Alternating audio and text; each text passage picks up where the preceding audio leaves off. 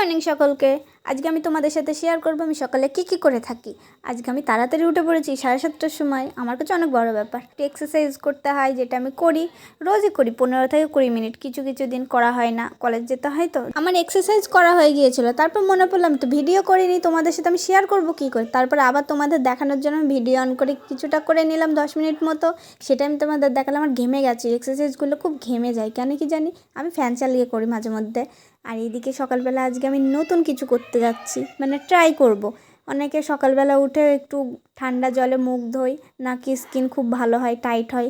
তার জন্য আমি একটু ট্রাই করলাম, কিন্তু আমার প্রচণ্ড হলো যন্ত্রণা করছিল কপালে, এত ঠান্ডা জল দিয়ে আমি বেশিক্ষণ করতে পারিনি। 2 থেকে 3 মিনিটই করেছি, তারপরে আমি মুখটা ধুয়ে নিলাম। আর আমার কপাল প্রচণ্ড ঠান্ডা হয়ে গেছিলো, গালের থেকে কপাল বেশি ঠান্ডা হয়ে গিয়েছিল। সকালে উঠে কে বরফ জলে মুখ ধুয়ে জানিও কিন্তু সবাই কমেন্টে। আর আমার চ্যানেলটি সাবস্ক্রাইব করে দিও। Bye bye.